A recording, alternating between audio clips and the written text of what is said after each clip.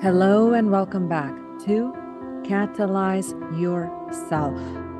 I'm your host, Gayatri, and today we are stepping into a conversation that lives at the very center of our living experience.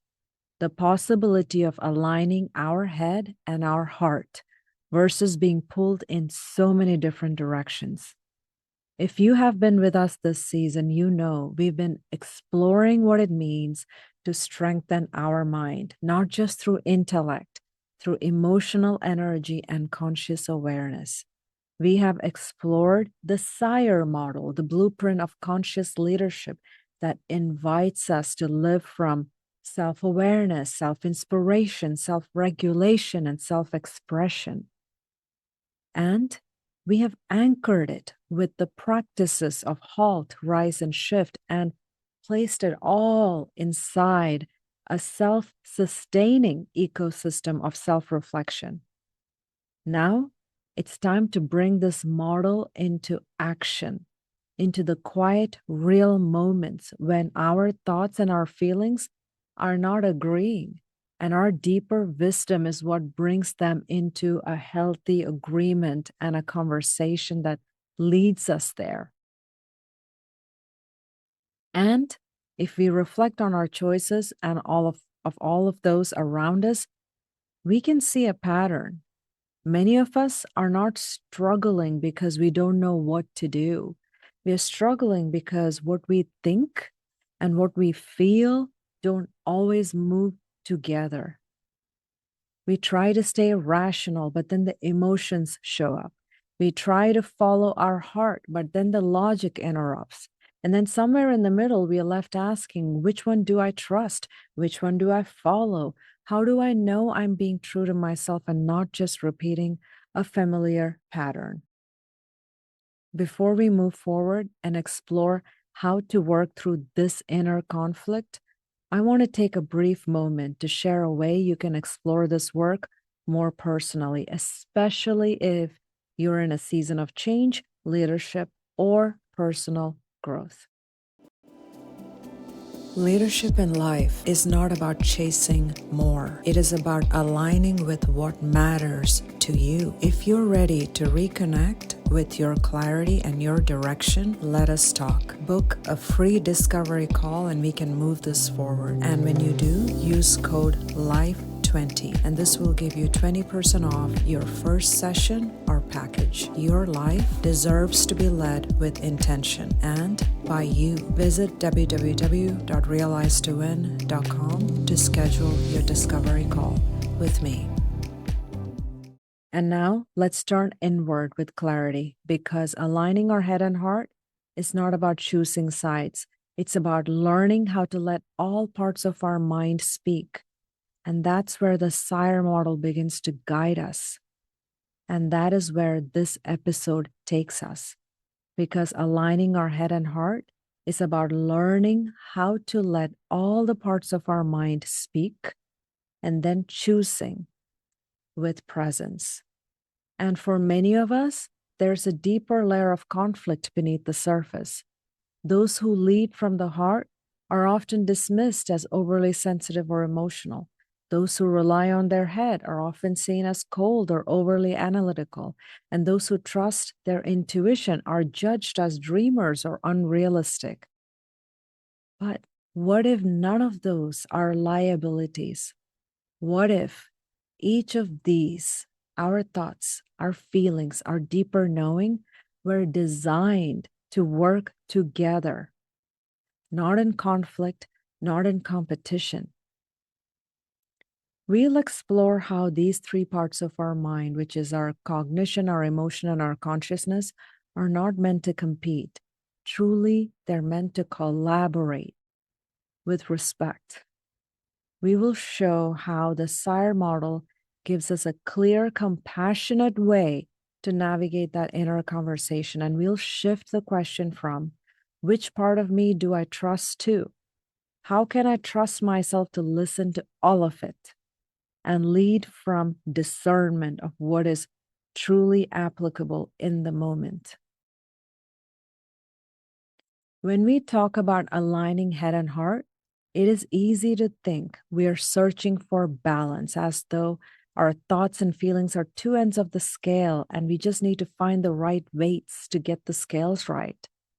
However, this is more than balance. This is about integration, something so much more deeper. Integration means each part of the mind, our cognition, our emotion, and our consciousness, is not only acknowledged, they are actively included in how we lead ourselves.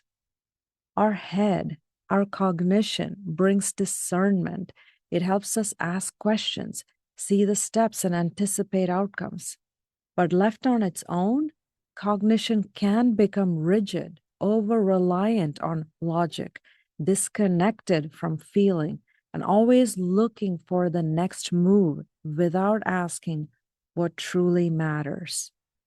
And our heart, our emotions, brings the connection. It helps us feel what's at stake, access our compassion, and recognize what our body is signaling to us. But when emotion is not supported by awareness, it can spiral, it can over identify, it can react, it can overextend, or even shut down. And then there's consciousness, that deeper layer that holds our ability to be aware of the conscious, the subconscious, and the unconscious, and therefore holds the capacity to integrate all of it. Consciousness says, I can hold space for what I think. I can allow for what I feel, and I can choose how to move forward based on both. This is what makes integration possible, not because every voice inside of us agrees, but because we've created enough internal space to listen to all of them without being overwhelmed by any one of them. And this is where the SIRE model becomes not just relevant, but essential, because integration doesn't happen in a singular moment. It happens through a process. It happens when we notice our thoughts and emotions, which is our self-awareness. We anchor into what truly matters to us, which is our self-inspiration. We create the space to respond and not react impulsively, which is our self-regulation. And we communicate with clarity and care, which is our self-expression. These four capacities within us don't ask us to choose between head or heart. They ask us to include both and allow our consciousness, our intuition to give clarity for our discernment. This is not about silencing one voice. It is about listening to all of them more clearly. Bringing our head and heart into alignment is something we live in our day-to-day moments. We live it when a conversation feels off, and we can't quite tell whether to say something or to let it pass. We live it when a decision is sitting in front of us, and part of us want to act quickly, and the other part says, pause, not yet. We live it when our energy says, push forward, but our nervous system is bracing for impact. It's tight, it's anxious. Or when our mind is clear, but our body feels like it's holding something unresolved. That is the real moment of alignment, when we are reflecting in choices. Not dramatic, not performance, just real moments. And this is where the practices that support our model, HALT, rise, and shift, become so meaningful. They give form to what our inner wisdom is already trying to do. They help us create enough space to bring all of us into the decision, not just the part of us that's the loudest, not the part of us that is giving us the biggest impact in that moment. Let's now take a moment to walk through how all of this can play out. HALT is where we first notice that something within us isn't working in a healthy way. We pause long enough to name what's interfering with us being present in the moment. Maybe we feel hesitation, not because we don't know what we want, but because our heart remembers a past disappointment our head has tried to forget. Maybe we are avoiding because our mind is calculating the cost of conflict, while our emotions are flooding with discomfort. Maybe we are in a moment of scarcity, of lack, where our thoughts are spinning, trying to find answers, and our emotions are telling us just to shut it all down. Or maybe we're simply tired, physically, emotionally, even spiritually. HALT doesn't fix any of this. It just gives us the space to admit it. And that moment of honesty is where our integration begins.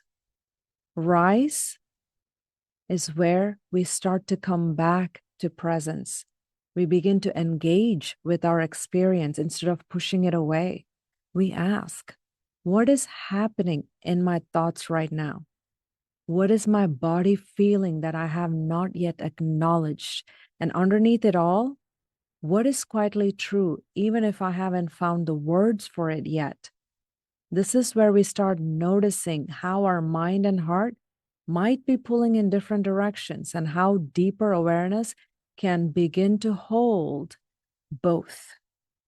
Rise helps us steady ourselves.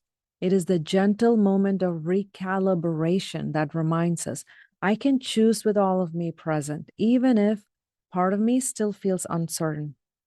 And from that steadiness, we need to enter our next practice rhythm, one that turns awareness into aligned action.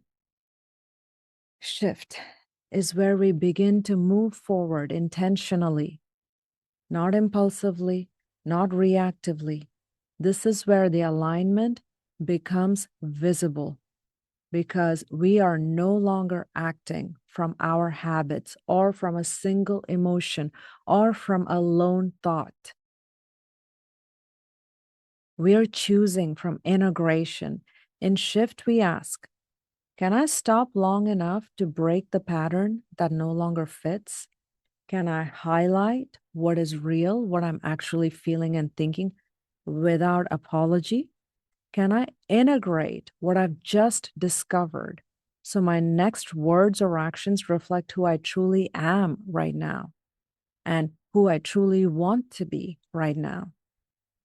And once we do, we flow, not in the sense of everything is now easy, but in the sense that nothing inside of us is being abandoned. Shift is the practice of moving forward with inner congruence, alignment, togetherness. And it closes with something that we often forget in our fast paced lives: trust.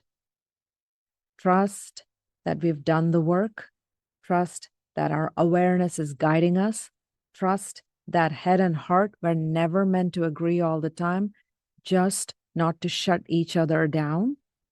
Rather, they're meant to operate with healthy, open communication and respect for each other. This is how integration is lived. In conversations where we take a breath before responding, in decisions where we pause just long enough to listen to what matters, and in the quiet moments when we recognize, this time, I did not abandon myself. Now let's take a look at what this kind of integration actually looks like in a real leadership moment, one that didn't come with big, grandiose decisions or a crisis, but with the quiet internal tension that had to be worked through with presence and intention. An executive leader I coach is someone who had recently stepped into a new role, leading a highly technical function. The team he had he was now guiding had deep subject matter expertise that he did not quite share in. And while he had a very strong background in leadership and strategy, he found himself in unfamiliar territory, not because the work was beyond him, but because his inner compass was starting to waver. And this came out in our early conversations with comments like, I am second guessing myself more than usual. I feel like I am explaining myself, or I am holding myself back and underreacting. I know I'm capable, but something feels off in how I'm showing up. There was an unease, an overarching unease. He was still performing, still delivering, but something within himself felt scattered. His thoughts were sharp. He could analyze the issues. His emotions were present. He felt the pressure, the need to prove, but the integration between his heart and mind was not happening. But because of that, he couldn't access his deeper wisdom that usually grounded him, and he felt the unease. We started by applying HALT as a lens just to explore, and what he discovered was subtle but clear. He was in a state of hesitation, not in action, in expression. He was constantly adjusting, scanning for how to sound credible, how to fill in the knowledge gap, and how to avoid being found out for not being the expert. And that hesitation was draining his presence. Through reflection and coaching, we moved to rise, not as a one time practice, but as a moment to moment reconnection back to himself. Before meetings, he began to recognize the shift in his energy, the shallow breath, the urge to over prepare, the need to prove, all signals that his nervous system was bracing.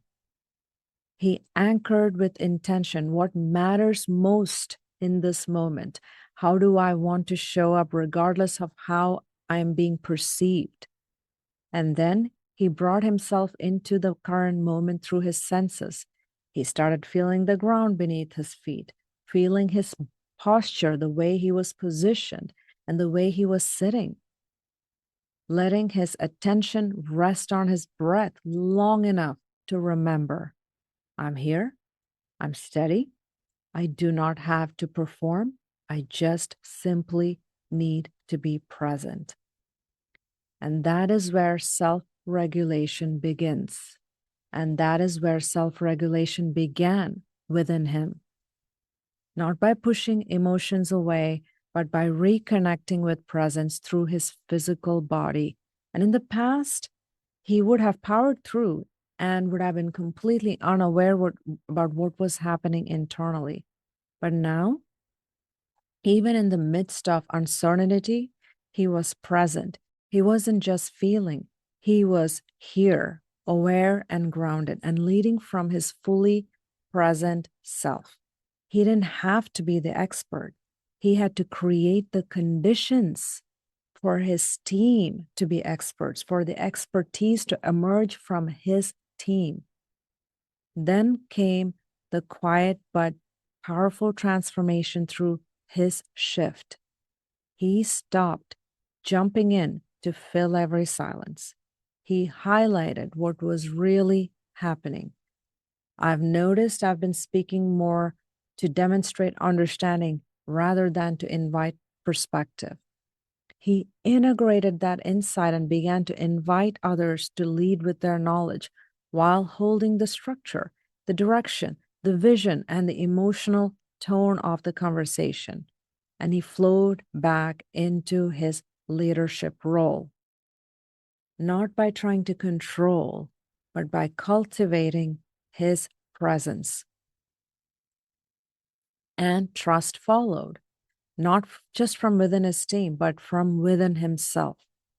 This was not about adopting a new leadership style. It was about aligning what he already knew in his head and heart and in his deeper awareness. It was about recognizing that his credibility wasn't in what he said, it was in how he stayed grounded, curious, and intentional in the spaces where he didn't have to know everything, where he was not the expert. That's the kind of integration we are talking about. Not a performance, not perfection, just quiet alignment, showing up in real time with all of ourselves, just simply present. And if we look at this leader's journey a little bit more closely, we can begin to see the integration unfold. The head was quite active in the beginning, analyzing, planning, over functioning to compensate for that uncertainty, for lack of expertise. The heart was present also. It carried lack of confidence, self doubt, fear of inadequacy, the emotional residue of wanting to prove value. And it was through HALT, rise, and shift that his consciousness stepped in. HALT brought him face to face with the subconscious pattern of hesitation.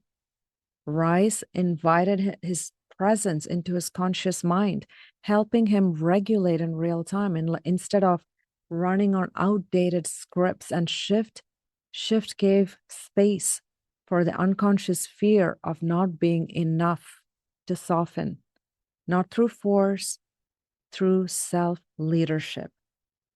He did not reject his thoughts. He did not suppress his emotions. He let them meet.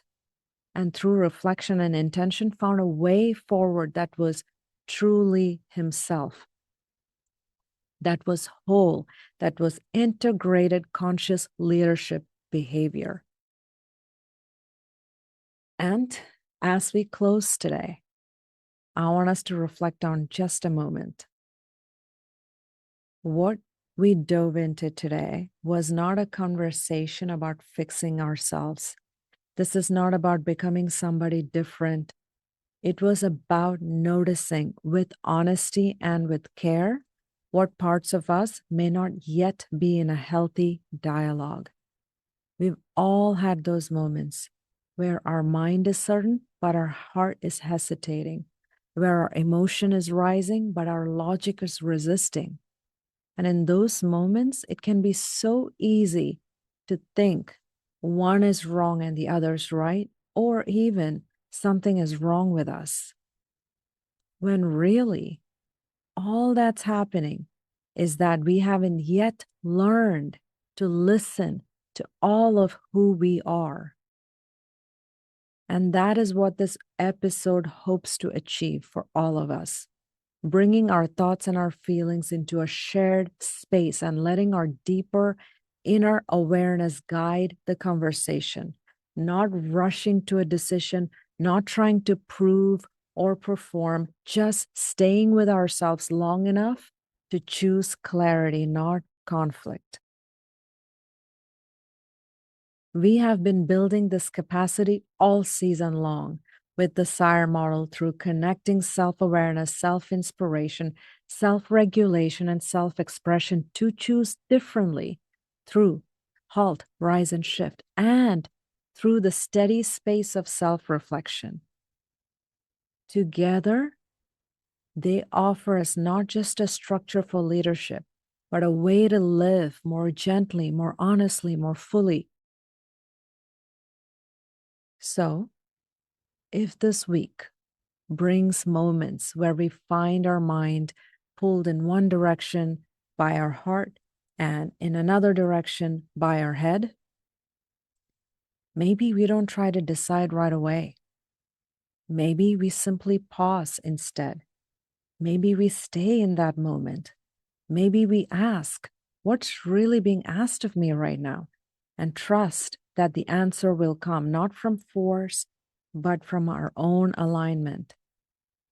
And as we go through our day today, let us choose to lean into our awareness, to catch that tug of war inside our thoughts, to the quiet knowing beneath our reactions, to the moments where our head wants control, but our heart is asking for compassion.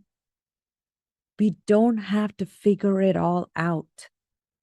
Just simply start listening with presence, with grace, and with the willingness to stay with ourselves even when it feels easier to retreat to one part of us over the other, or just completely out of our own selves.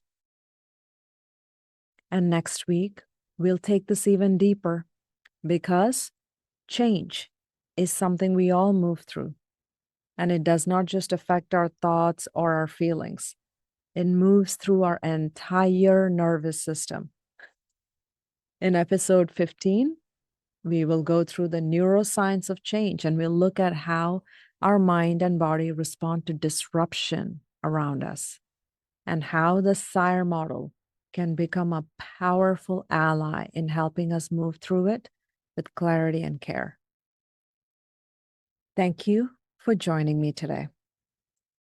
I am Gayatri, and I look forward to continuing this conversation in our next episode.